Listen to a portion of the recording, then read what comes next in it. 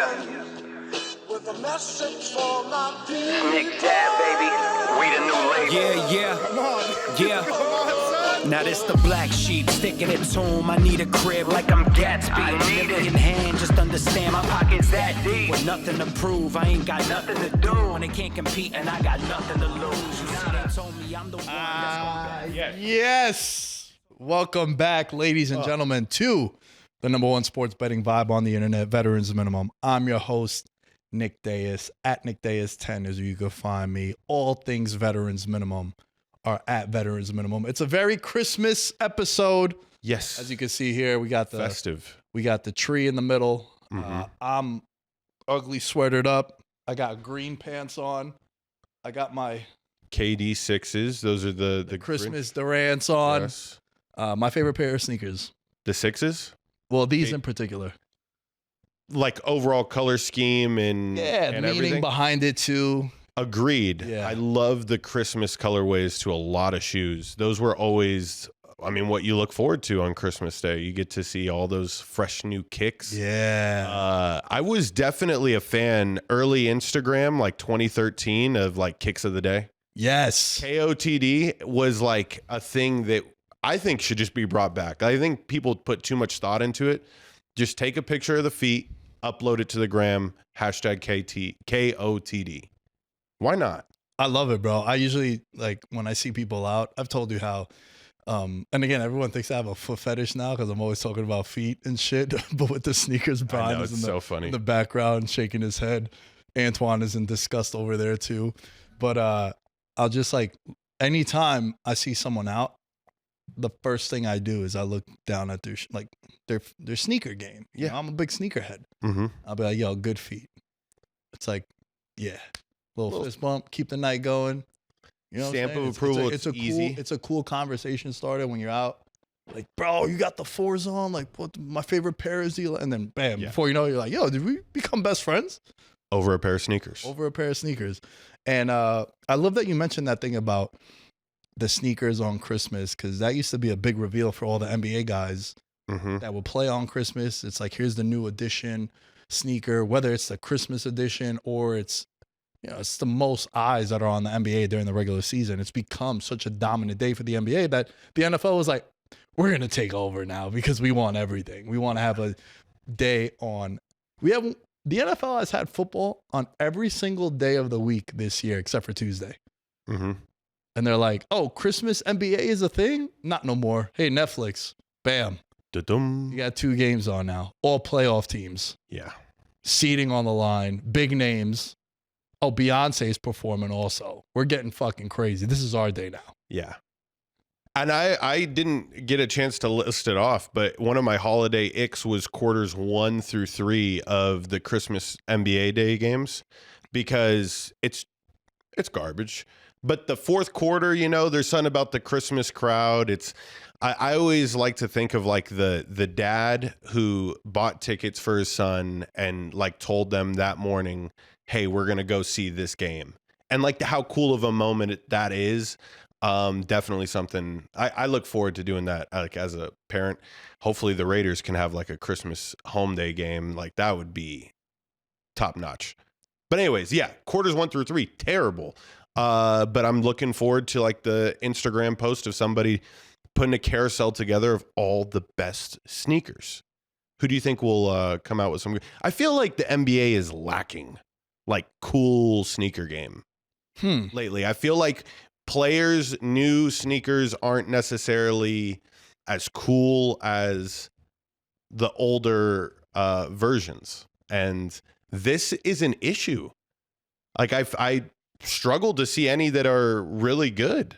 Nobody wants a pair of Currys, bro. Nobody's rocking like Under Armours. Yeah, it's Not happening. It's tough, bro. It's tough. If it ain't Nike, checks over stripes, you know? So then who do you have there that it has a current sneaker line that beyond LeBron and KD? Like those are the 2 givens. I like Paul George's sneakers. Okay. They had these like gray ones I found really interesting that I liked. I don't own them, but you're right. I feel like, here's the thing, right? A wise man, my buddy Ty, once said, if Mike didn't wear them, you don't want them.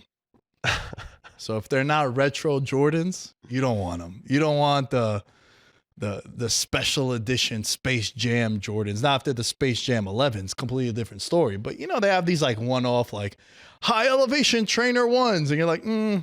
Yeah. If it ain't retro Jordans and Mike didn't wear them, if they weren't in the Last Dance documentary, you ain't going to see me wearing them, bro. And this is just Nick Dais speaking. Yeah. If others want to wear them, cool, by all means, feel free. But as far as I go, Mike ain't wearing them. I don't want them. Yeah, I agree with you. I agree with you. And that's the sentiment that all these new younger players have too. And, you know, Kobe's, I would say, are like the most, like the Grinch. Is it the sixes? The Grinches are probably the best, like recent sneaker, I think, at least. Dude, I bought those. I would put it up there in possibly like, because it's so exotic, you could wear it with everything. Bro, and it's so fucking dope. So here's the thing, right? Anytime I hit a monster bet, I always like to celebrate with sneakers that I normally would never buy. So every time I wear my Grinch Kobe's, it's homage to the 2021 Rams. I had them 15-1 to win the Super Bowl. I bet Cooper Kupp to win MVP in the Super Bowl at 6-1. I also hit a same game parlay. And I was like, dude, they're like $1,200. And I'm like, fuck it, man. Let me do it. So I bought them. At the time, I was living in Astoria. I had moved out of my parents' crib. But I lived in one of those basements that were like sketchy and you couldn't really send mail to the house because you weren't supposed to tell people you lived in the basement. Makes sense. So I had the sneakers get shipped to my parents' house and I go, Ma, the sneakers are on the way. Please get them. Don't leave them out by the dog. Don't do any of that shit, please. She calls me. She looks at them. She goes, yo, how much you pay for these? I was like, Mom, I'm losing service. Gotta go. Because I was like, you got to tell your parents parent price, right? Like, I can't tell. I told them I paid $400. Oops. I did it. Yeah. But again, I only do that when I hit like a crazy bet. And I'm like, the Grinch Kobe's. Shout out to Cooper Kupp and Stafford. Those are my Grinch Kobe story. It is a seamless transition into round of applause, everybody. Whether you're driving or listening at home, Nick Dais this weekend, he's so back. He's so back. So now it's like the question is, back, baby. Back like we've never left. What's the sneaker of choice for this go round? I don't know. I gotta see. I kind of want to get the reverse Grinches, which is the all red Kobe Grinches. $800 though. Maybe. I think so. Definitely if Saquon wins, which by the way, right now, minus 2,000. Wow. Minus 2,000 to win Offensive Player of the Year. That's amazing. Dude, if you think I'm obnoxious and annoying now, wait until he wins this. Just wait. We're putting the blinds down for that episode. I'm fucking going crazy. Yeah, I don't know, bro. I haven't really thought about that too much. Like, what's neat? Because now, you know, the holidays are in a couple days. Christmas week. My parents are coming to visit. My mom asked, hey, are you still a size 10 in sneaker? Do you have? She sent me like 15 pairs of sneakers. I was like, Ma, I have like those 4. And then she got pissed. She's like, why the fuck do you have them? They're $700. I was like, yeah, I didn't pay that much, Ma. Yeah. As I do air quotes if you're watching on YouTube. So I think I'm gonna so I don't want to buy any sneakers and then be like, oh, I actually have those. You know what I mean? Yeah. I definitely I understand it now. Dude, can I tell you? So the weekend was wild for many reasons. Bullying might be back. Elaborate. So I made a 3-leg 2-touchdown score parlay. Bijan Robinson, Saquon Barkley, and Jonathan Taylor. And I also individually did a ladder on Taylor. The anytime touchdown bets were 8 of 12 over the weekend, and 4 of which were plus 200 or more. The narrative was amazing, right? Debo scored, DK Metcalf scored. I said Justin Jefferson's going to go crazy the end of the year because he only had like 2 touchdowns until last week. And now, you know, he had 2 touchdowns yesterday, only missed on Mike Evans. Back-to-back weeks were 1 leg away from our parlay. But if you straight bet them, you'd be up, which is also what I say. Like, I love straight betting these anytime parlays the same way with subathon, because you'll get plus 180s, plus 220s. You know, you hit 2 of the 4, then you're up, even if you parlay it. So that's kind of how I always approach this. But with the reason why I say bullying might be back, and sometimes, bro, bullying is dope if it's utilized correctly. Now, I'm not saying for you to pick on the kid at school, but I'm saying the MGM app ruled it a loss on him to score the 2 touchdowns in the parlay and individually. And I'm like, yo, what the fuck? It literally says 2 TDs plus. Yeah. But they paid me out for the 3rd touchdown that he scored. And I went, like everyone else does, I went right to Twitter. Fucking Twitter, baby. And I hit up Matty Betts. Shout out to Matty Betts. Shout out to everyone in the Discord. You guys are fucking savages. Immediately went to Twitter and we're fucking tweeting away, like reposting it, being like shameful acts, shameful acts. And then the MGM hit me up, like the actual MGM account, and they were like, hey, man, what is going on? I was like, yo, I had to tone it down because I was ready to fucking go crazy. Yeah. I was like, hey, listen, you ruled these as losses. He scored 3 touchdowns, et cetera, et cetera. I had one fan scare the shit out of me. He's like, yo, it's an exacta. I'm like, no, don't do this. It says 2 fucking plus TDs. Yeah. All right. Anyway, long story short, we bullied the MGM into paying out the bets. So shout out to everyone in the Discord. Shout out to Twitter. Shout out to Matty Betts. Yeah. Bullying might be back. Yeah. Oh, definitely social media, tagging these big time corporations, bro. That's the only thing you think, you know, having one social media manager is cool. I mean, these guys, it's probably teams, bro, of literally like 10 people scouring the internet for, oh my God. Yeah. We've fucked these people over. Yeah. And imagine how many times they get away with it though, dude. And this is like the thing that if you didn't bully them, do you think BetMGM is going to have, you know, the stand-up citizenship to be like, you know what? We made a mistake, sir. Here you go. No fucking chance. Nope. No chance. I'm with no you. chance. So in certain cases, bullying's the only option. Yes. And, dude, you know, bullying is why I got into shape. All my friends, when I got into my mid-20s, bro, and I kind of I was close to like 250 pounds. All my friends were like, hey, man, you're a fat fuck. I'm like, I know. They're like, come on. Let's go work out. Let's go for a run. Let's stop the 25 beers a weekend. Like, come on, let's get it together. Mm-hmm. So when utilized correctly, I'm for it. Yeah.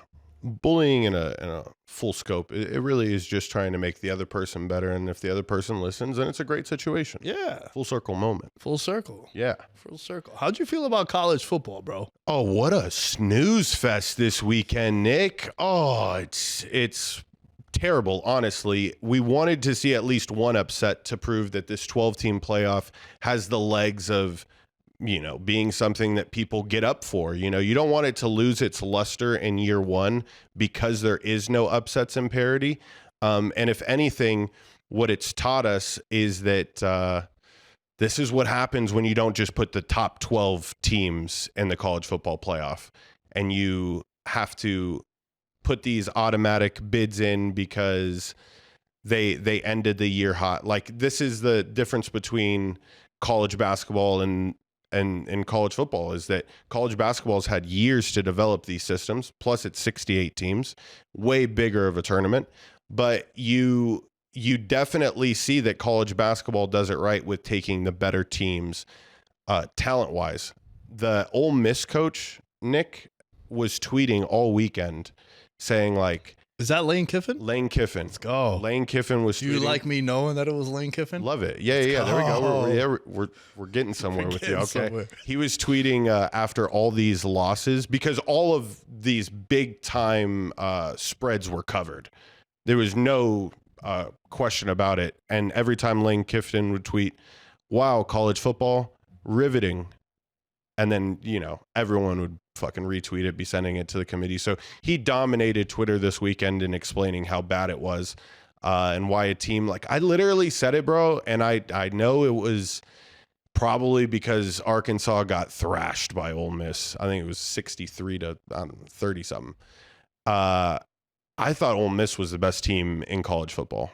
And people, you call me crazy if you want, but I think that's what the SEC brings. I think they bring a fucking team in Georgia that's going to make it to the national title. My exacta, by the way, Nick, is Ohio State to defeat Georgia in the national championship.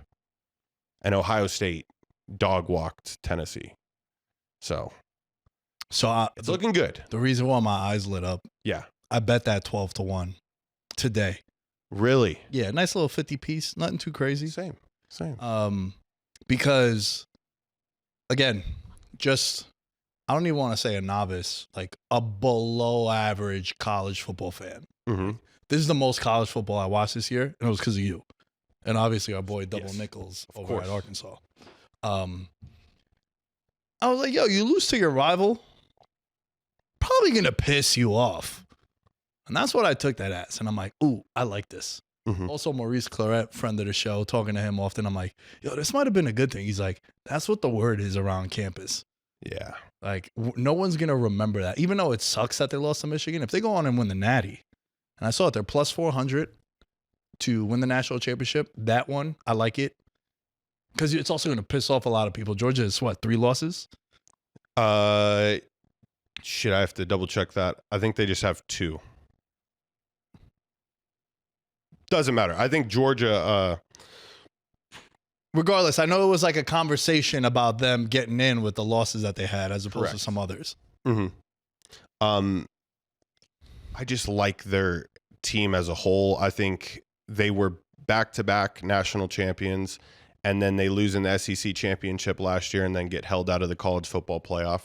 That's their version of like losing to a rival and having to get back. It's the 2 most talented teams in this college football playoff I selected, and you selected as well. So I think we are in a great spot, Nick.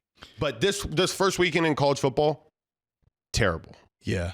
Well, here's the thing also, right? From a betting standpoint, all 4 favorites covered. Mm-hmm. Texas was 12.5. They won by 14. Ohio State was 6.5. So 7-point favorites. They won 42-17. I can't do basic math right now because I'm rattled. Penn State was a 9.5-point favorite. They won by 28. And Notre Dame, this was the closest one on the point spread. They were 7-point favorites over Indiana. They won 27-17. And I'm pretty sure like the score doesn't reflect just how lopsided the game was. It was one of those games too. Correct. So yeah, listen, this is what you get when you, I see this happening with the World Cup and Euro Cups. It's like, hey man, let's get fucking Iceland and Norway, even though they got Erling Haaland now, and a couple other good guys, but like, let's get Northern Ireland into it. It's like, all right, instead of going from 16 teams, let's go to 32 and in some cases 48. And you're like, for what, bro? You just it's a money grab, right? Like we all know it's a money grab, but you dilute the product. And it's like, yeah. What'd you think was gonna happen? There's a reason why we wanted to keep it to 4. 8 would have been dope. Mm-hmm. I think 8 would have been cool. You have the 4 conference winners, major conference winners, and then you have the next 4 best teams. That would have been cool.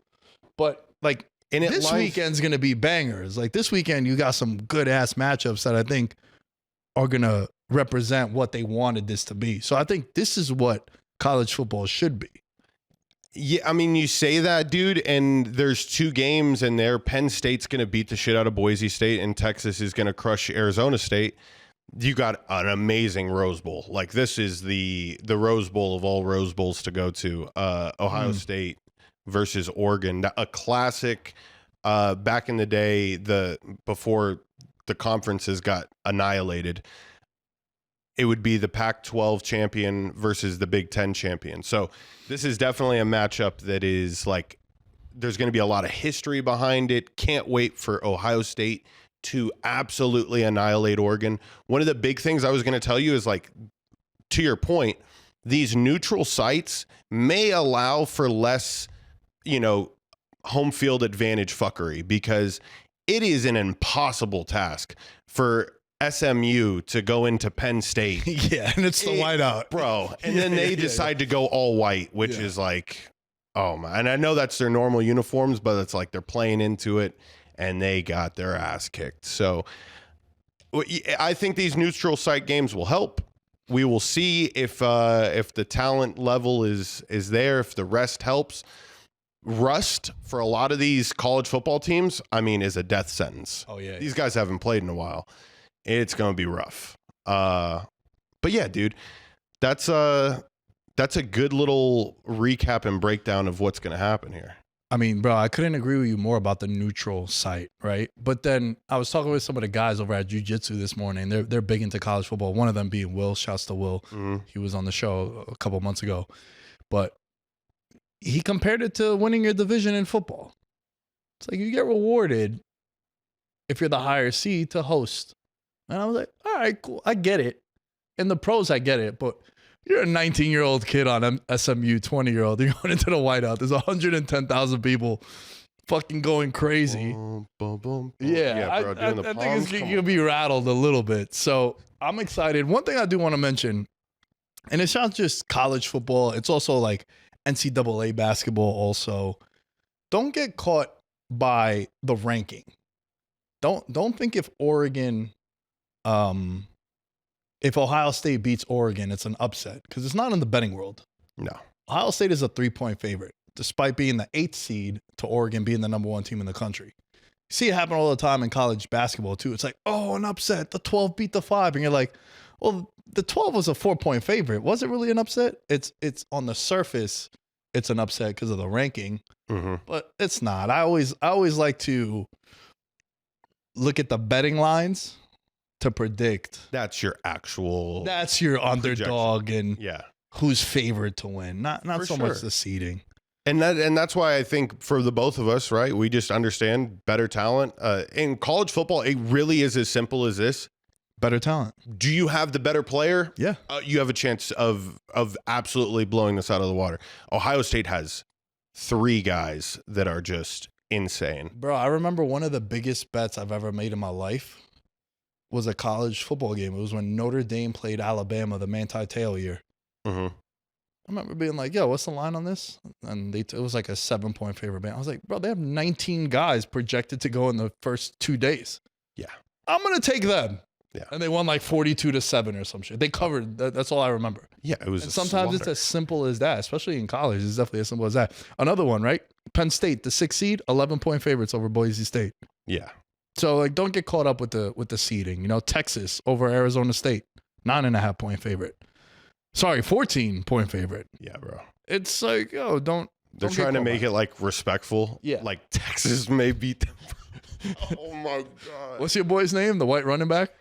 Scattaboo. Yeah, Scattaboo. If Scattaboo doesn't get a first down, like Arizona State could possibly go the first half without getting a first down. If there's a crazy prop bet on that, consider putting that in. I think they will turn it up a notch. Yeah. Texas, they got it. Well, you got to think the teams that played last weekend, it was maybe, let's shake off the rust a little bit. Oh, yeah. And now these are actually meaningful bowl games, like the nostalgia of the Rose Bowl and the Peach Bowl, Sugar Bowl. Yep. Now it matters. Like, I even remember those shits. Like, how could you not? Yeah, iconic, bro. Every single Alabama highlight that you see, Ezekiel Elliott, in our eyes, is best remembered as an Ohio State Buckeye. Yeah. So it's going to be fun. I just wanted to point that out about college. For sure. Do you want to touch on the other crazy bit of college football news? Yeah, let's do it. With Travis Hunter.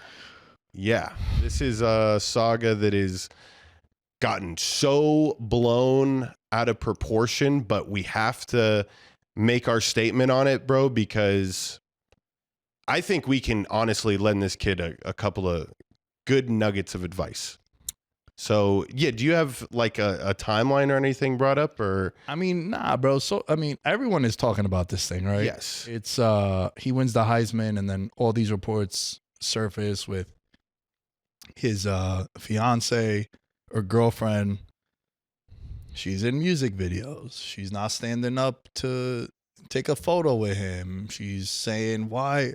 What is this all I'm going to do now? And just watch you take pictures with fans. And even when he wins the Heisman, Deion Sanders is like, yo, stand up. And all I'll say to this, bro, is, and this is going to sound very hypocritical of me, but I think both things can be true. I understand why people want to keep the private life private. I totally do. Because he deactivated his Instagram. I think the most telling thing, we were talking about it before with Antoine, before you got in here. When someone takes the comments off their Instagram posts where you can't comment, that's all you need to know. Once that's deactivated, you're like, I don't even need to comment, bro. We know that you know. Yeah. And he's constantly being attacked. She's being attacked too. She made a 9-minute TikTok video responding to all the hate and the animosity she's been getting. My whole thing was, I understand why people want to keep their private life private. Why I say I'm hypocritical is because my girl, I don't have one. We're taking applications. I would like for her to tag me at least once a month. Let people know that you're with someone. And I understand it affects your business and all that. Like, I've told you before about the at theory. Big believer in the at theory. I think if a girl don't at you, she don't love you. I think the girls that are the most confident in themselves are the girls that take pictures with all their really attractive friends and they tag each and every one of them. That's the at theory for you guys. You're welcome to run with that. I coined it. I came up with it. It's legit. I think for me, I would like that because I'm a single guy. When I see an attractive girl, I'm looking for signs like, is she with someone? I'm a DM slider, bro. I slide and I shoot my shots. I don't care what you do. Screenshot and tell people that like, oh, he's in my DM. Yeah, I find you attractive. I want to take you to dinner maybe. Stay single then until you're 40. You know what to do? Put the hex on you. It's worked. Don't make me put the hex on you. It has worked. So I understand why people want to keep their private life private. I totally get it because then you have things like this. Mm-hmm. And it sucks. It sucks for them. It sucks for him. And now who knows if professional teams draft season is coming up, are they going to use this against them? He's definitely the top talent in the draft. Yeah. He won't go number one because everyone needs a quarterback. But if you're going on just the talent, like, bro, he plays both sides of the ball. Who else fucking does at a high level? Yeah. He's pound for pound the best player in the draft, but our team's going to use this against them. And that's where I think I have an issue with.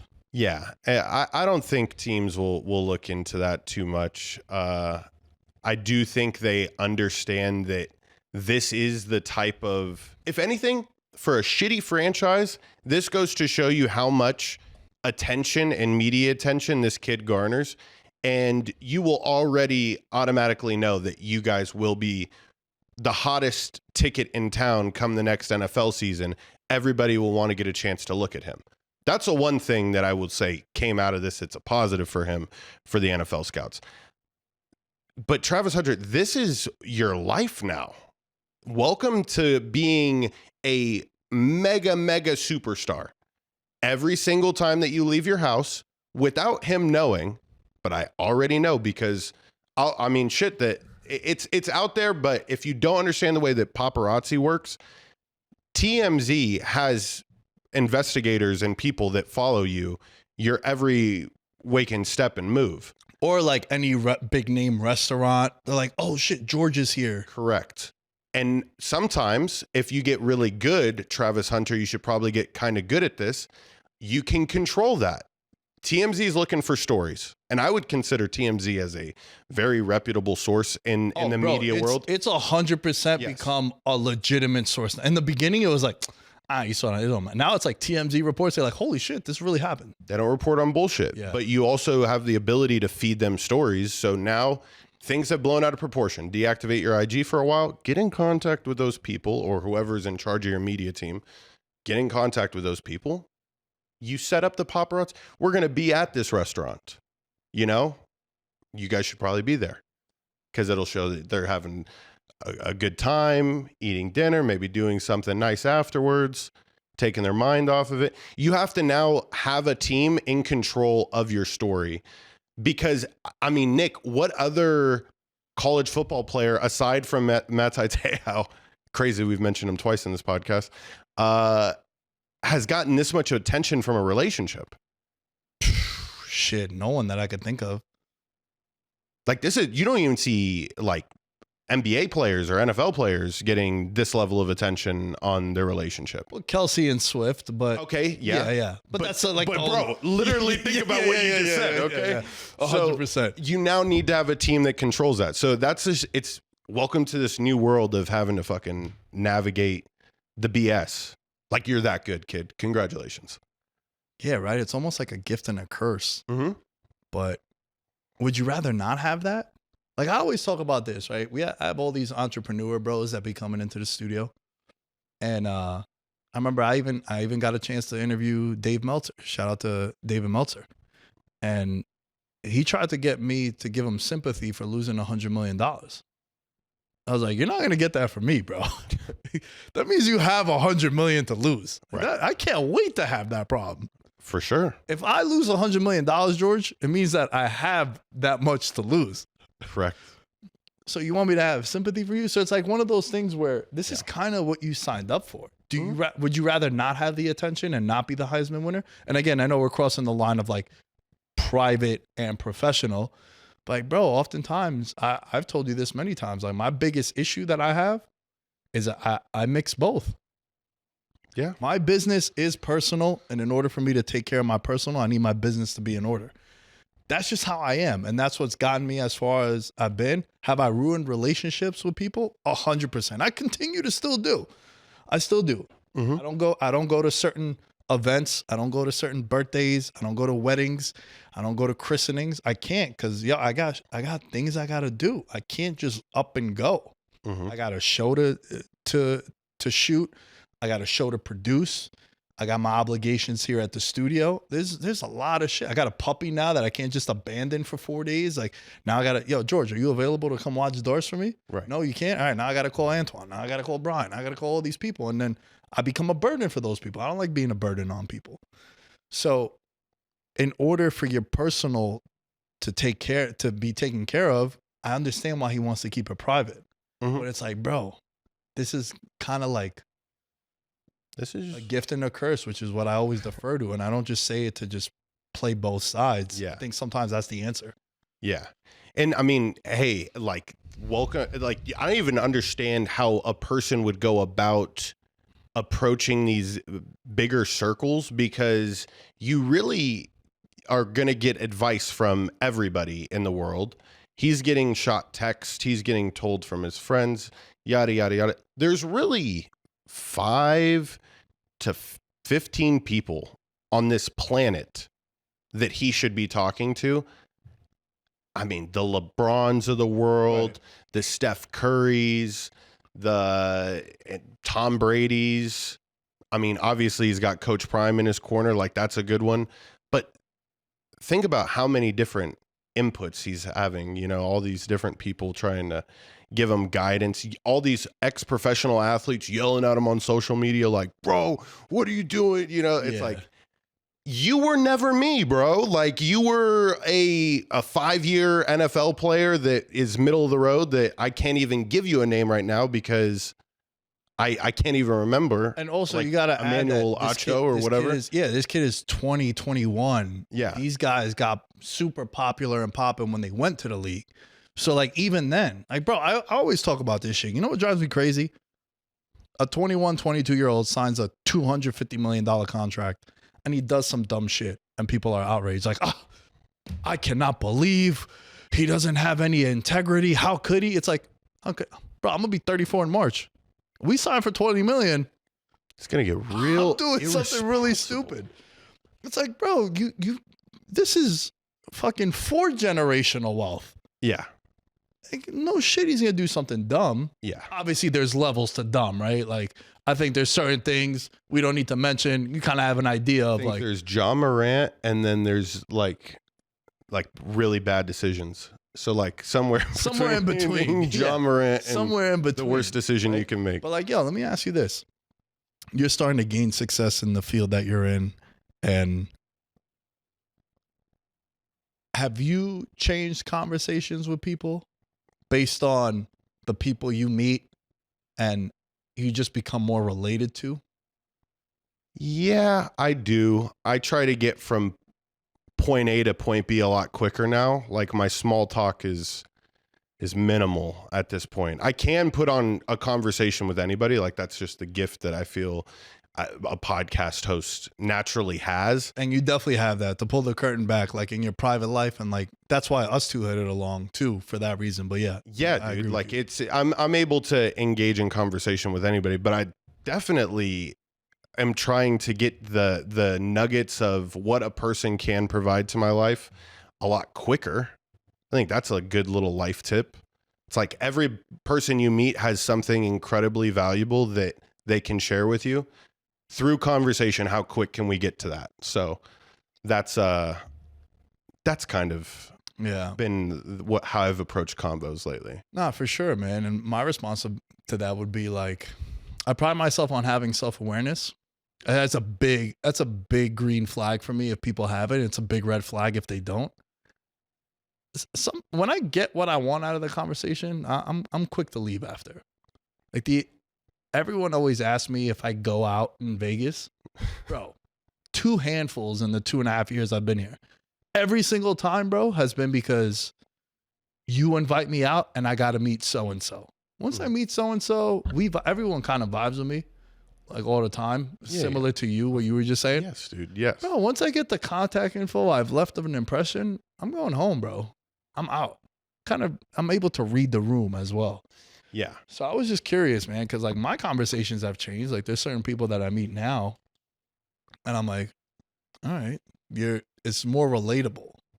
For sure. Whether it's the field you're in or like the level of success you've changed. And it's not diminishing the others, but I kind of think it's normal. Yeah. And there's nothing better than meeting somebody that like you would probably get like, have your friends be like, holy shit, you got to meet that person. And like just having a standard, like casual conversation. Dude, everybody does the same things. It's literally me all the time. Yeah. I mean, we're walking out last week. I know I said it. Fucking Michael Irvin calls me and I'm around Mason Cam every night. Like for a New Yorker, bro, like there's a lot of friends like, holy shit. And sometimes, you take it for granted. I try my best not to. I take pride in things people take for granted, but I'm such a like, what's next? But like, I don't really sit back, and it's another problem I have. Damn, bro, I've done a lot of cool shit, especially with like the year in review that's dropping later this week.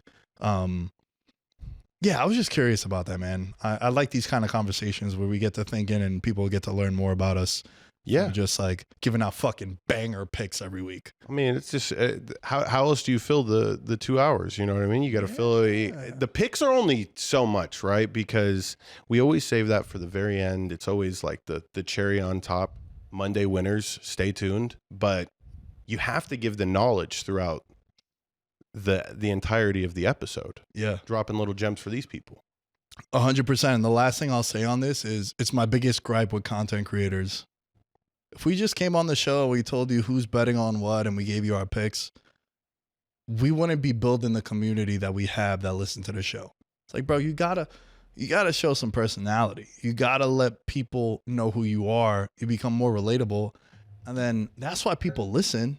Mm-hmm. Right? Like I talk about that all the time. Like, bro, you can find out how many points per game LeBron has. So many other outlets. We're going to add some different flavor, show the personality. And then that's what makes the show, or makes any show. So let us know how you guys feel about the Travis Hunter stuff. Thoughts on mixing business with personal. I know it's been brought up in the past, but it's something I feel really passionate about because I struggle with it. So I'm curious to see how you guys navigate through this. Okay. Before we get into week 16, a lot of crazy shit that go down. Patreon, baby. Patreon time. Patreon.com/veterans minimum. We are at 85 paid members of the Patreon. Huge. Patreon.com/veterans minimum. Ladies and gentlemen, $1. That's all we ask for. Just $1 American dollar a month. We're going to 5-figure our way with a lot of ones, like we're at Sapphire or the Rhino. Yep. Or Crazy Horse. Yep. Or Starlets in New York. Scores.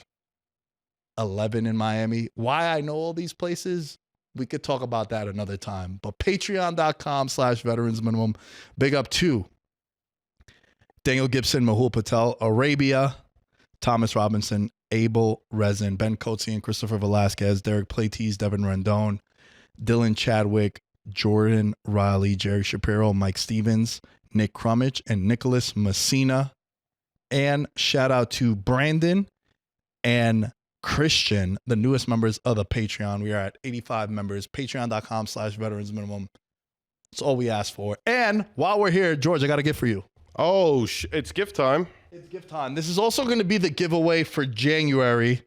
Going to give out 2 of these. This is an oldie but newie. This is a belt that I got made a couple years ago. Holy shit. It's the VM Championship belt. Whoa. Right here. It has the Lamb Show logo, which used to be my Twitch channel name. And then over here, it's the Too Sweet for WWE. This is a one of one, but you always be giving me random ass gifts, which I appreciate. And I'm gonna give you this one, man. And then this is gonna be the that's gonna be the January giveaway. The champ is here, ladies and gentlemen. The champ is here as we got people walking by outside. Champ is here. The champ is here. That's a one of one, but there'll be more. So we're gonna give away 2 VM belts. That's the retro logo too. That's the retro logo. Gonna give out 2 for the month of January. I'm gonna do my best now that I have a fucking banger of a co-host. I'm gonna have someone to keep me on my P's and Q's and make sure we fulfill all these giveaways. So for January, all you need to do is be a member of the Patreon. We're gonna give away 2 belts. One is gonna be if you're any member, and then we're gonna give a belt that is for the $20 tier or higher, which is the franchise tag and the Supermax. So patreon.com/veterans minimum. This is so cool. Like, I can't stop looking at it. Like, and it's like a mirror effect. So I'm looking at myself, which is, something that, I like to do often. So, yeah, what a fucking gift. What a gift. I want to, clamp it up. How does Dana White do it, dude? He does it so seamless. So, years of practice. Smacks it on. Yeah. God damn. I'm going to go to Fremont Street with this. I'm going to go out. I'm going to tell people. You gotta wear it like Bubba Ray Dudley. Were you a wrestling fan growing up? I was. Bubba Ray Dudley used was to wear the belt. Dude. Yeah, he was part of the Dudley Boys. He would wear it around his neck like it was a chain. It was him, and who was his Devon? Yeah. Devon! Yeah, bro. Get the tables. Let's go. That's your wrestling reference for this episode. Enjoy that, man. You deserve it, and I'm happy I could give that over to you. Patreon.com/veterans minimum. Okay. Sick. George. Uh-huh. Week 16. Okay. Where do you want to start? I would like to start with the one that is absolutely ruined the end of what was an amazing Sunday. The Buccaneers and Cowboys, bro. Oh. I mean, there were so many things that went wrong. I mean, there's the anytime touchdown parlay that would have made us look like geniuses. And then there was, it would have made us look super good. And we also had the division bet that went to shit. 5-1 is now in jeopardy right now because the Cowboys just, I don't know, Cooper Rush had 4 weeks to warm up.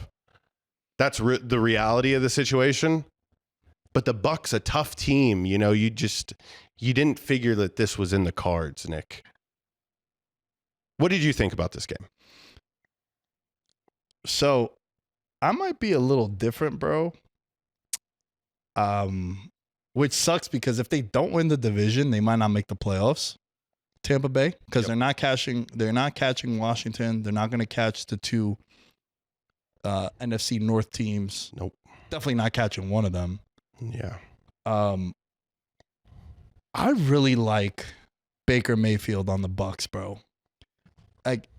Such a good call by you, bro, when you said Baker Mayfield's never been trash. It's an interesting case study because you have him, you have Sam Darnold, guys that have been in the league for years. They finally get into a good situation.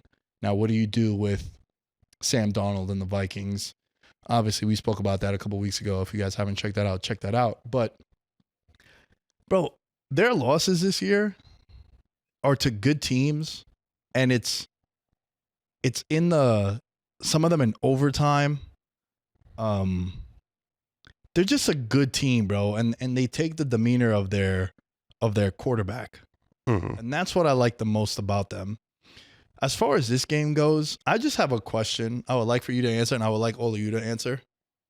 If you're Dallas, if you're the Raiders, if you're Tennessee, why win now? Like what New England did yesterday, I thought was perfect. Made it competitive, scored a garbage time touchdown at the end, covered the spread. You still lost. Yeah. You feel good about Drake May? I kind of like Drake May. Oh, I think it's Jaden Daniels and Drake May, 1A, 1B. Be honest. Whoa. Yeah. Now you're going to make me. I'm going to trigger you because of Bo Nix. Of course. Come on. For sure. All right, we get the Bo Nix in there too. But, bro, why are we winning? Like, Giants, hey, jumped out to a 7-0 lead. I'm like, oh, shit, Ursulita finally going to hit. They score 30 unanswered points as Atlanta. 30. And talk about point shaving. Drew Lock was just like, yo, here, take this interception. Yeah, Some of it was sketchy. So my question to you, I know I'm being silly. Why are we winning? I mean, there's really no point, Nick. I went to a game yesterday and it was the toilet bowl between the Jaguars and the Raiders, and it's like it's the epitome of why are we winning? They're still like athletes, bro. And at the end of the day, like if they can get one good feel, like you know how good a win feels. Yeah, you had a lot of them this weekend. Yeah, they want the same thing, bro. Sure. And they're getting publicly embarrassed, so. Like they had to turn it up a notch, but yeah. Why do you think these teams turn it on at the end of the year? It makes no sense because if you're a team like the Vegas Raiders, they go from the number 2 pick to number 6 by just winning that game. And what I took from that, you know what I took from that Raider win? This is going to upset Antoine. I hope he doesn't do anything to the audio here as a Raider fan. Antonio Pierce. Once a Giant, always a Giant, baby. He made sure they got that win so he could lock up the number 1 pick. Because that's what I took from it, bro. There's no other reason to win that game. There's no other reason to win that game. Many, many years ago when I first started VM, I would always say this. I'm like, I'd rather you suck than be the Atlanta Hawks, which like they would forever be a 6 or 7 seed at the time. Mm-hmm. It's like, all right, cool. You make the playoffs. You're not a lottery team. And you're going to have the 16th pick in the draft. Congrats. You're just going to stay mid literally forever. Yeah.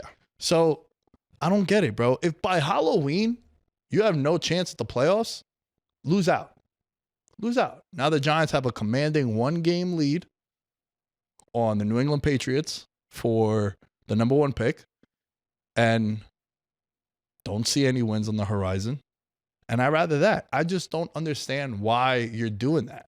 And look, the counter is, well, you don't know if the quarterback is going to pan out. Sure, you definitely don't. I'd rather find out for myself than not have the opportunity. Mm-hmm. Yo, Giants fans, don't look too far. Look at what happened last year. Tommy DeVito, right? Talk about this shit all the time. This is what you guys wanted. So he wins those 3 games. That meant nothing. So you go from 2 to 6, and then you see Jaden Daniels go. You see Drake May go. And then all of you wanted us to trade up to those slots when we have all these holes on the team. So no, bro, if you have nothing to play for, even the Jets, like a lot of my Jet friends are like, yo, thank God we lost. I thought we were going to win it there at the end. Like, why? I don't understand. And I get it. They want to put good film on and maybe some of these guys aren't going to be here next year. I totally understand that. Yeah. But like, bro, as a fan, and as like the front office, Nick, but like as a fan that really understands ball, bro, like you have to think surface level, all these people that are halfway fans don't get the intricacies of it. At the end of the year, they want to just see that they had won, a good deal of games and at least not be last. Like to some people, that at least understand the ability to get that number 1 draft pick. But at the end of the day, people don't follow the draft like that. Like you have to be really invested into the NFL. It does suck to see, but at the end of the day, the NFL isn't, I think the NFL panders more for those fans than they do for the people that actually have a brain. I think the NBA does the opposite. I think, the NFL wants teams to put forth a great effort every single week, because culture and because unity and tradition, and this is the way it's always been. And the NBA, they're like, okay, no, it's okay. At that point, the management is taking over and taking the players out, which happens in the NFL, but I feel like it happens very, very far and few between. Yeah. It's a fascinating conversation. I feel like fans and front offices and even players probably talk about this shit all the time too. Can only imagine. But I don't understand it. I'm not a fan of it. I love that the Giants ended up losing. Continue to lose. It makes no difference for me. It makes all the difference for me, I should say. Like, I want you to lose. I don't want you winning these games. That mean nothing. So you finish with 3 wins as opposed to 2. Why? God. For what? Yeah. Means nothing. The Bucks. They've played 4 primetime games this year. They've lost all 4 of them. 36-30, overtime loss to the Falcons. 41-31 loss to the Ravens. 30-24 overtime loss to the Chiefs. And then they lost Sunday Night Football 26-24 to the Cowboys. Outside of primetime, they're 8-3 on the year. And the biggest dilemma for them is they're at home the next 2 games. They play the Panthers and they play your Saints. Yep. And then on the flip side, the Falcons, now with Michael Penix, they play at Washington and then home to the Panthers. They can't have the same record because Atlanta beat them twice. They have the tiebreaker. So this is the worst position to be if you're Tampa Bay. Mm-hmm. I hate having a scoreboard watch. Yeah. I'd rather just, can I win and I'm in? I love that. I don't want to have to win and then hope teams lose, which brings me to the Bengals. The Bengals went out. They put themselves in position to make the playoffs, which I still don't think happens because you need the Colts to lose one of the next 2, and you need Miami to lose one of the next 2. Miami plays Cleveland this week. Mm-hmm. The Colts play the Giants this week and then play Jacksonville. Yep. And then the Dolphins play, I believe it's the Jets to end the year, if I remember correctly. Yeah. Browns or the Jets in the next 2 weeks. Right. So you're scoreboard watching now. Oh, super scoreboard watching. And hey, but Nick, tell me why, bro. Like it feels like it's gonna happen. As someone that bet them at 90-1 to win the Super Bowl, I hope it happens. However, this week is going to be interesting because they're 3-point favorites at home against Denver. Mm-hmm. I think Denver is starting to spiral a little bit. Yeah. But if the Bengals do get in, imagine if you're the 2 seed. You're Buffalo, because it's probably going to be Buffalo. I don't think Kansas City slips up, especially with Mahomes playing. I think they're going to be the 1 seed. Yeah. So you're the Bills. Josh Allen, Buffalo, MVP. Awesome year. Your first round matchup is Burrow and the Bengals. Shootout, bet the over immediately. Yep. It'll be a tough task. And they're easily, of the contenders, the most dangerous potential 7 seed because Anthony Richardson and the Colts, bro, this fucking guy. Richardson is Him on the road, bro. Him on the road in a playoff game, sign me up if I'm Buffalo. Bo Nix on the road, playoff game, rookie, outdoors, sign me up. Tua in Miami, sign me up. This would be the one if I'm a Bills fan, I'm like, oh my God, bro, we have such a great year, and this is who we got to play first. A guy that went in there and beat you before. Yep. I still, if I had to, I don't think the Bengals get in. And this is not a hedge on me saying this so that I feel better. Like, nah, I think if they do get in, watch out. They'll be dangerous, but they still can't stop anyone. And dangerous offensively. Yeah. But all those games you lost, man, those 1-score games that you kind of pissed away, and you look back, and this is a team that they should be competing for the 1 seed. Yep. Not fighting for their life. So overall, I just hate when my team has to scoreboard watch. And that's what I think the problem is for Tampa Bay. That's what I think the problem is going to be for Cincinnati.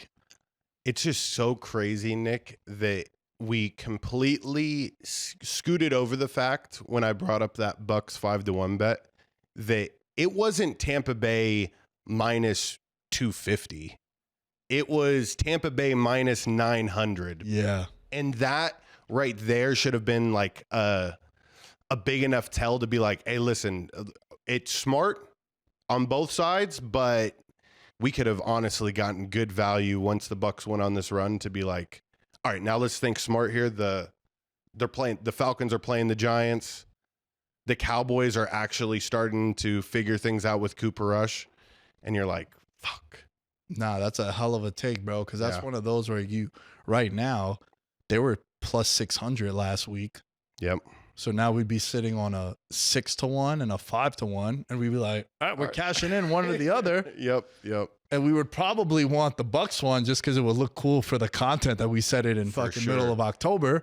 But yeah, you're right. That's why I always say futures are so dope, because you should never cash out a future. You should just hedge against it later on. Mm-hmm. It's one of the best things. Like, bro, if Saquon didn't go crazy yesterday, because I think he solidified it yesterday, probably would have bet Jamar Chase today. Triple Crown. Still get him plus 700 as a hedge against it. Right. But now he's minus 2,000. He needs 284 yards to break the all-time record, which he's gonna do. Yep.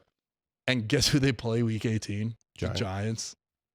It's like, oh, poetic justice personified here. Yep.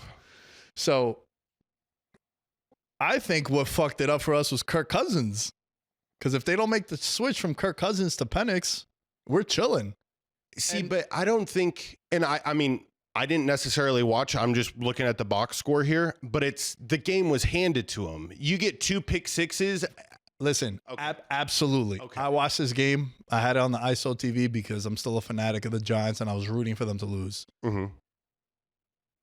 He was just able to make plays that Kirk Cousins wasn't making. So like a perfect example, he did a check down to Algier that on like a 3rd and 7 that ended up being a first down because he rolled out the pocket and checked it down to him. Kirk Cousins doesn't do that. Right. So that ends up being a punt or a 67-yard field goal attempt, and they didn't even have Wei Koo kicking for them yesterday.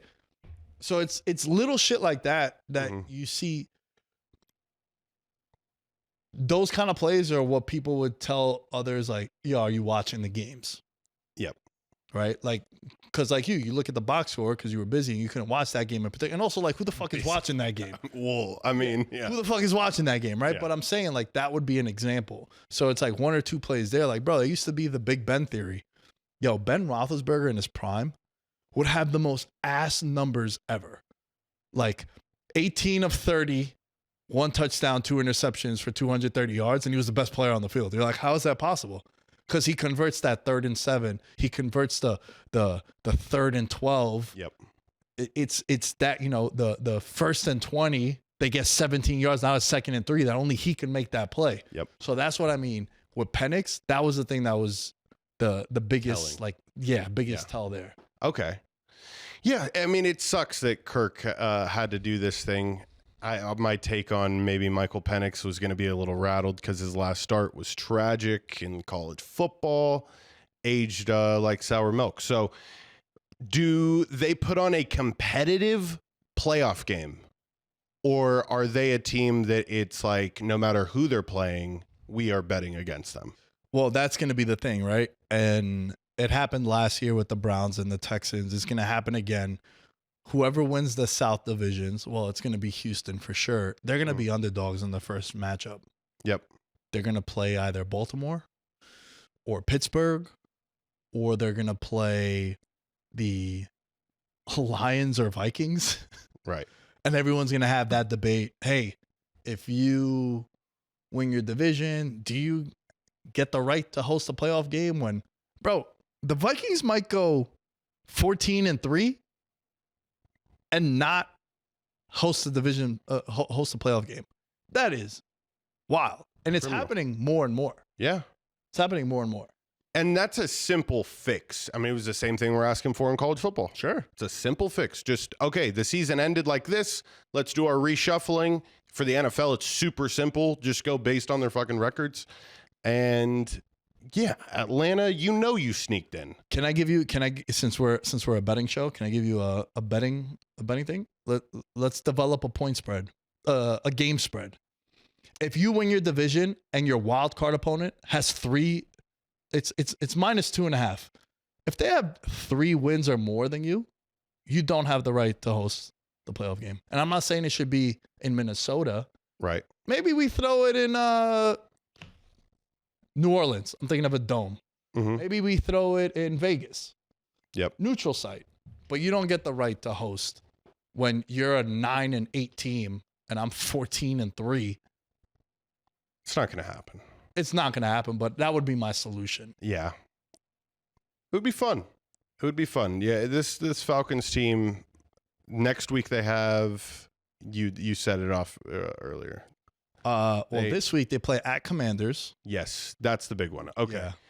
So if you're a Bucks fan or a Bucks truther like we are, that's the one where you're like, yo, Jaden, let's get shit popping. Let's do it. But like, yo, look, there's some interesting trends going against that. That's a rookie quarterback, first start on the road. Yeah. We're at a good... We're still in a good spot. Yes, of course. I would be more worried about like the Panthers doing some Carolina thing. Like, you know, they knocked out the Cardinals yesterday with a big win. I don't want to spend too much time on that. I want to go ahead and talk to you about the Vikings and Seahawks game. I think that was the game of the weekend. Commanders and Eagles. We'll end with that one. But as far as Vikings and Seahawks, I think the Super Bowl representative is going to be from the North. Really? And I know I'm picking 3 teams. Yeah, so I'm not really going out on a limb, but nothing crazy. I'm good on Philly. I think I came around on Philly. And I know they lost yesterday because Jalen Hurts got hurt. But also, bro, you had 5 turnovers on the Commanders. No quarterback or not. 5 turnovers is... 5 turnovers. Yeah. Yeah. And even then, it came down to a last gasp by Daniels in this offense. The Vikings, bro, 4-point deficit with 4 minutes left. Sam Darnold, monster touchdown to Justin Jefferson. I feel like I believed that he was going to score there. Just like, as I was watching the game, I'm like, yo, I kind of have faith in Sam Darnold. Like a couple of years ago, I never would have expected him to come back. You would have never said that sentence. Yeah, I tried to live bet them, but I was like, let me stay away. But is that the team you think? You think that's the team we got to watch out for? I know we talked about it a couple of weeks ago, but man, it's like you can't put them away, bro. And they got talent, dude. They got Hawkinson back. Naylor has scored a bunch of touchdowns. You got Addison, you got Jefferson, you got Aaron Jones in the backfield. Aaron Jones is the X factor there. Like a stable running back. Remember what Aaron Jones did last year in the playoffs? Yeah, bro. He was one of those low mileage guys, injured the entire year, came in last year in the playoffs and went ape shit. Bro, he scored 3 touchdowns against the Cowboys. He went nuts. Yeah. And the fact that he moved and he was playing on the Vikings this year was always something that intrigued me. He's been steady throughout this entire year. And yeah, Aaron Jones is the one factor that makes me a true believer, because in the playoffs, you got to be able to sustain drives, and that comes from nobody else. Well, it comes from the running back when your quarterback is Sam Darnold. It's the perfect match. And I think Kevin O'Connell has definitely got these boys in the under the radar type of feel that, Nick, I would feel so bad not giving them any love throughout the beginning part of the year, and then this playoff season comes, and then that's all we talk about all the time. So, yeah. Did you see the third down efficiency yesterday from Sam Darnold? Like, what was the thing that you saw about him that you were like, I trust this guy? I think you mentioned it. It's the coach. It's the roster around him. It's the fact that they like him. True. Sometimes you want to just be loved, bro. You just want to be loved. And I remember earlier in the year when they beat the Jets and they were overseas, how excited they got for him. I was like, you're a big body language guy. Mm-hmm. You're a big like aura guy, and the players wanting to play for you. That's what I think it was, bro. And look, man, could be in a way worse situation than having Jefferson, Hawkinson, Addison, Jones Yeah. a genius offensive mind who, by the way, want to hear something crazy? Record in one-score games since he became the Vikings head coach.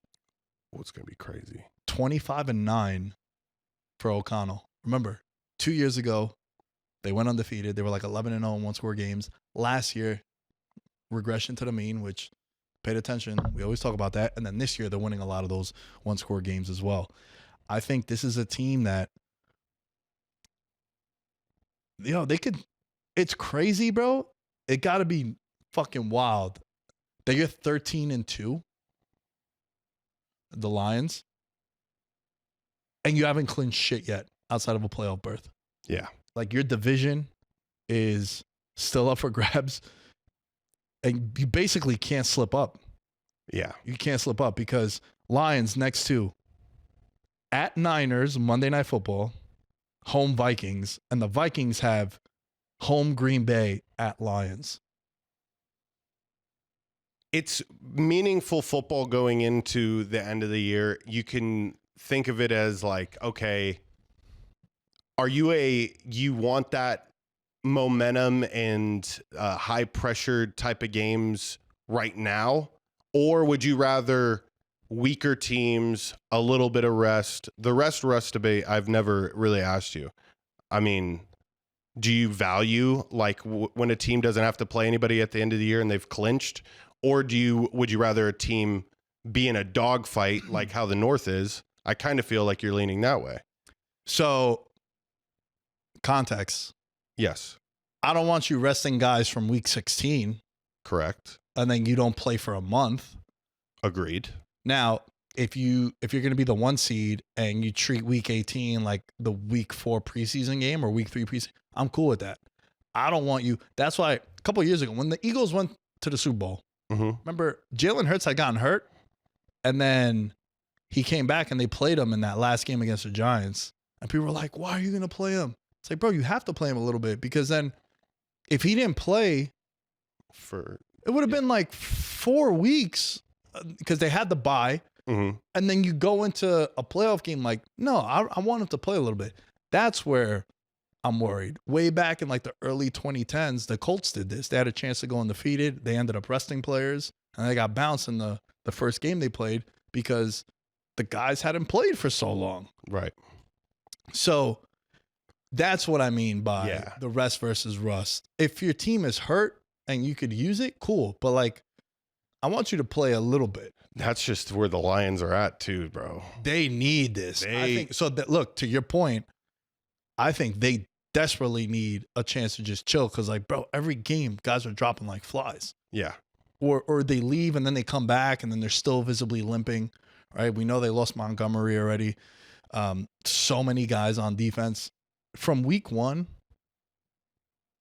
they have 22 players that have played snaps this year on IR. It's the most in the league. So the fact that they even are as good as they are, I think is hats off to them and what Dan Campbell and the kneecaps are doing over in Detroit. But bro, it's just wild. I can't remember a team that was 13-2 this late in the season still having to fight for their division. It's unprecedented territory. Like they could go from the 1 seed with a bye week to going on the road against Tampa or Atlanta in the first game. Yeah. And you would hate to see Tampa. You would love to see definitely, it. If you're Detroit, because you know one of your 2 losses is to Tampa Bay. Yep. And that fucking guy Baker, he'll go into any place like, bro, I don't even care if Evans is out there. Oh my God, that would be such an all-time game, bro. Oh, I would love that. Yeah. So Minnesota, that's going to be a banger over the next couple of weeks because the way things are shaping up, it looks like no matter what, the Packers are going to be the 6th seed, sort of cemented, unless they lose tonight. But if they win tonight, we're recording this prior to the Saints game. They're 14-point favorites. I'm expecting them to at least win. Yeah. It's going to be a fucking banger of next 2 weeks, man. There's a lot on the line.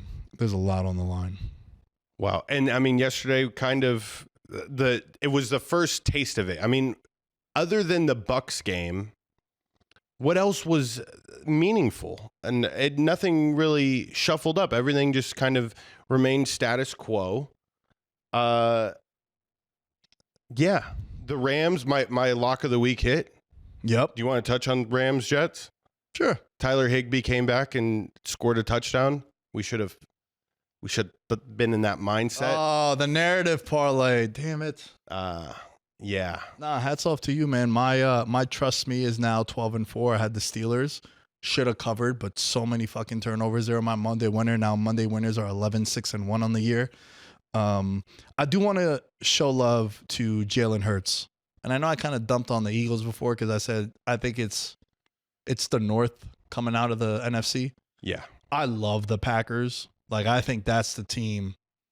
You know, I have Packers Bills and Rams Bills. I'm hoping they avoid each other in the first round because then I could have two dogs going into the playoffs. Yep. But I think the conversation around Jalen Hurts, I think yesterday he earned himself MVP votes because they were up 14-0. He gets hurt and then they end up losing the game. And he showed his value. And I understand he has a lot of talent on his team. Yep. But without Hurts, they shut down Barkley the last three quarters. Look, he had 100, 108, 109 yards in the first quarter. Had 34 the rest of the game. Yeah. So they were like, "Oh, no Hurts? Bet." Remember how it was? Remember how it was when you played in New York? Deja vu. It's coming full circle again, you fuck. And that's what happened. They completely shut him down. So that's why I was excited. He ripped off those runs early on. He had like another 60-yarder. I think now only he's had the most. He's tied with Jim Brown and Tyreek Hill as the most 60-yard touchdowns in a season, Barkley. But I think yesterday, Jalen Hurts showed everyone how valuable he is to this team, even if they have all those weapons. Because, yep, Kenny Pickett had those weapons too. And you ready for narrative? 100% he's going to be in our parlay. Devontae Smith is scoring a touchdown next week because he had one of the worst drops of the season. Absolutely worst drop on the season. Was it a go ball? Bro, it was over the middle, like a deep in on like a third down and wide open and just dropped it. Yeah, that he's definitely scoring, you know, the bounce back. Anytime a good player has a shitty week, I like betting him the next week. And I feel like he's been, well, I mean, he scored a touchdown last week too, correct? I don't know. I feel like he's been under the radar. Bro, they've all been under the radar because Hurts is going to score all those touchdowns. Correct. He's not the alpha wide receiver because they have A.J. Brown there. And then Barkley's been having an all-time kind of season. Like, Barkley needs 284 yards to break the all-time record. So, it's so, you know, the next couple of weeks we have incentives on the line. Probably going to slam the overs. Good matchups for them, too. They play the Cowboys this week, and then they play the Giants. Like, yeah, This is where, like, players and incentives, and I know we're going to have to go in detail with this, but the players at the end of the year should try to incentivize, like, if I break an NFL record, just have it, like, on the contract somewhere as, like, you know, like a 250-1 type of You know, you could actually bet that on sports books. If a record will be broken? Some books have, will a record be broken? And it might be like 6-1, but then they'll be like specific, like the sack record or interception or yards. I don't know what this one was, but I remember seeing that because it's under those like exotic bets with can a team go undefeated or last team to lose or shit like that. Yeah. So those are going to be fun to just monitor next year. Fuck, man, you know what? Like, it's so easy to say now, but I was just so high on Barkley. Probably should have been a bet we should have made. Because I bet it's over. It's over cash like week 10. He had 1,000 yards by week 10. Yeah. We would have done touchdowns and then kind of been in a pickle a little bit. You know what? Yeah, you're right. We would have done, what is it, LT's record? Yeah. Was it 28 or something? I think in the maybe 30. Yeah. 30 makes more sense. Yeah. That sounds like, yeah. But ain't no way that's happening with Jalen Hurts. Yeah, it's, what's the report? Is he going to miss any more time? Are you talking about Jalen Hurts? Yeah. Well, it's concussion protocol. Maybe they sit him for this week because they're locked into the 2 seed.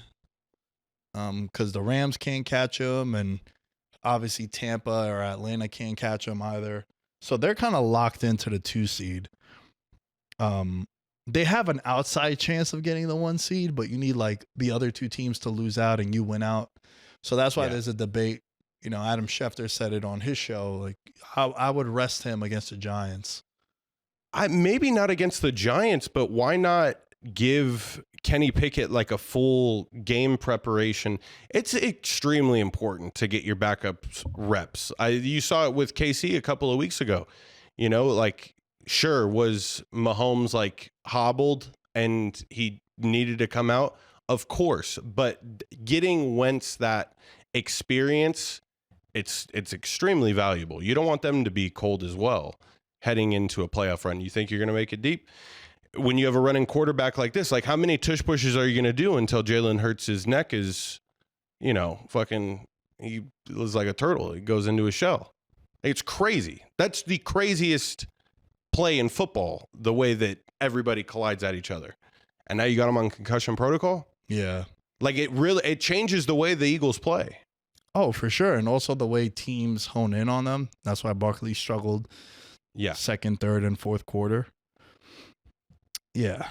I'm fascinated to see what happens. It's always interesting to see what happens the last 2 weeks, especially with teams like Philly that kind of have nothing to play for outside of this record, honestly. Like rushing record. Yeah.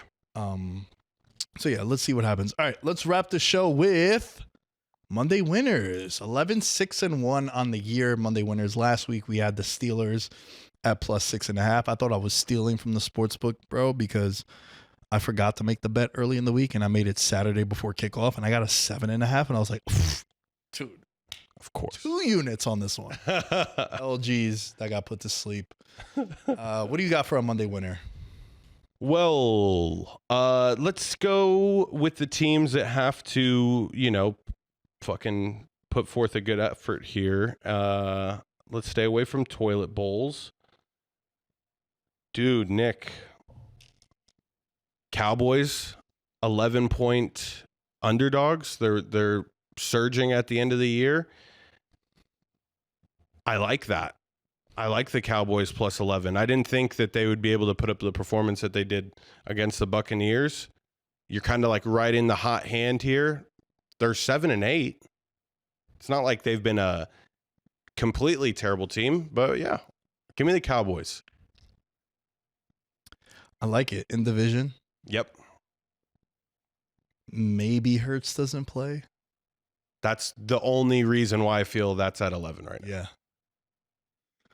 Hurts plays, that balloons up. Yeah, for sure. Yeah. For sure. I'm kind of gonna go with this feels trappy. Okay. I feel like I'm setting myself up for failure again because the Jets and the Bengals have cost me the most money this year, both in the futures and week to week. I think they beat the Broncos. It's -3 right now. I'm wondering why it's -3. I'm scared of it. I'm concerned why it's -3.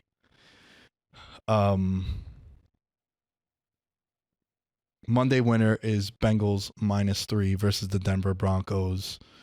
And I think what happens is, you know, they're just going to have their hearts broken.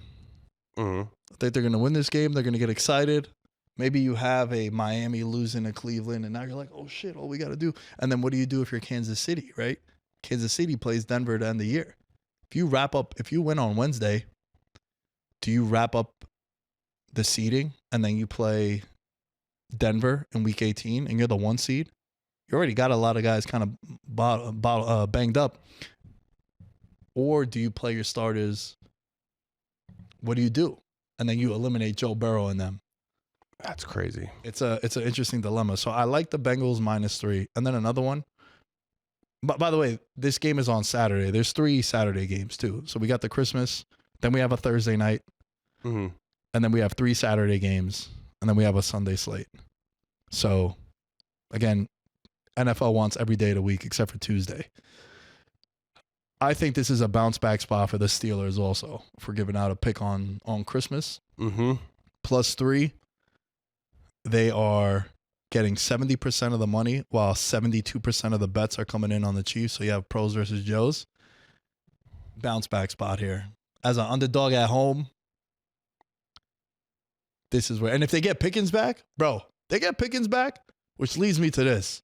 I have an anytime touchdown parlay. We're close, dude. We're close. One off, 2 weeks in a row. 2 weeks in a row.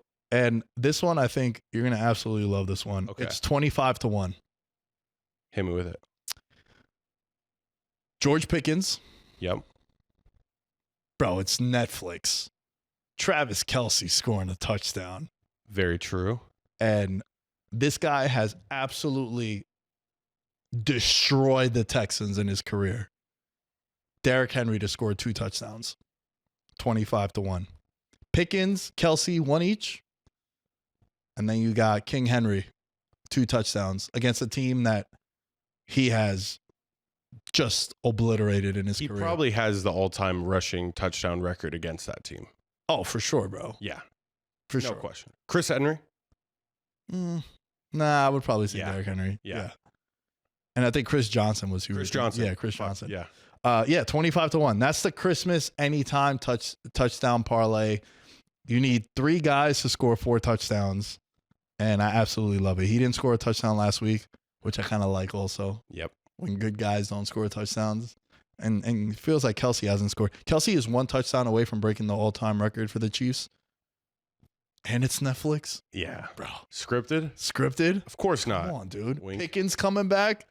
You already can see he scores the first touchdown in the game and like, this is what would have happened if he played.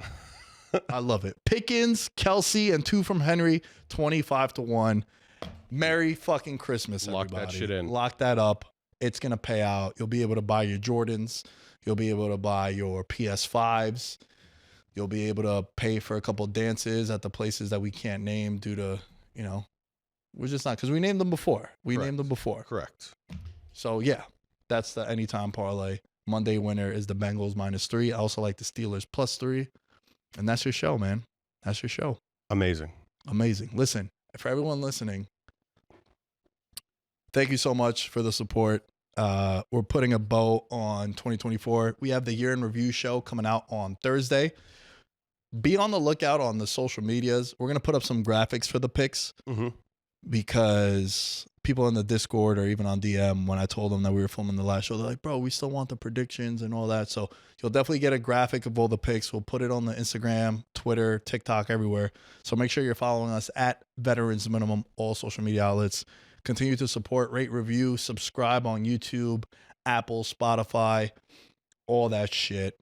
Thank you all for listening. At Nick Dais 10 you can find me. And George, where can they find you? At Mr. George Carmona is where you can find me, people. And Nick, you gave me a gift at the beginning of the episode. Go. That's amazing, but I got you a gift as well, my friend. Is that a Mets shirt? It's a Mets shirt. Dude, October I'm back. ready.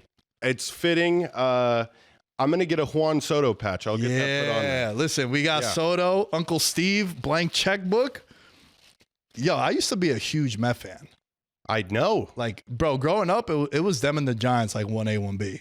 And then through the years with the content, kind of saw that, like, baseball don't do the best nationally as much.